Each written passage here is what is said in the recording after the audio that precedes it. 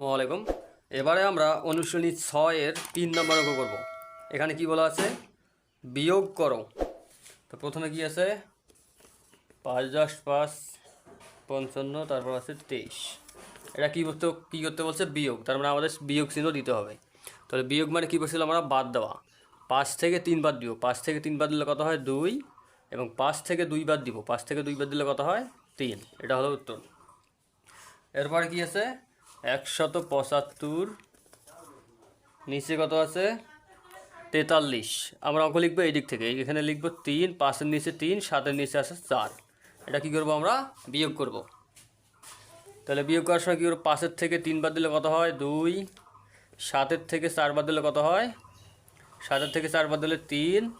হাতে কোনো কিছু নাই, এই যে 1-এর একদম সোজা 1। এরপরে কত বলা আছে? 5074, নিচে কত আছে? 888।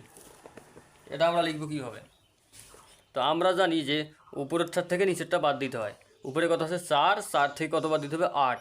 4 থেকে কিন্তু 8 বাদ দেওয়া যায় না। যেমন এখানে 4টা আঙ্গুল আছে, 8টা কিন্তু বাদ দেওয়া যাবে না, এখানে 4টাই আছে। তাহলে এটার সামনে আমরা কত নিব? 1। তাহলে 4-এর সামনে যদি আমরা একটা 1 নিই তাহলে কত হয়ে গেল? 14। তাহলে 8 আছে, আমাদের 14 মিলাইতে কত লাগবে? 6। হাতে থাকলো এই যে 1, সেই 1 আসবে এইখানে, 1 এসে এইখানে যোগ হবে। তাহলে 8 কত হয়ে যাবে? 9।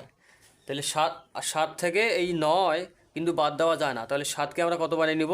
7-এর সামনে একটা যদি 1 নেই তাহলে কত হবে? 17। 9 আছে 17 মিলাইতে কত লাগে?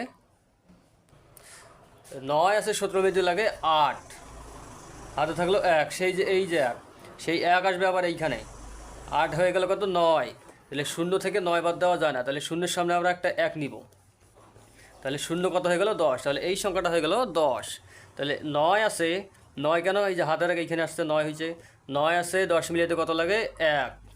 হাতে আছে এখনও এই যে 1, সেই 1 মনে মনে আসবে এইখানে। তাহলে 1 আছে 4 মিলিয়ে কত লাগে? অথবা 5 থেকে 4 বাদ 1 বাদ দিলে কত হয়? 4। এটা হলো এটার উত্তর। ঠিক একইভাবে এভাবেই বাকি অঙ্কগুলো হবে।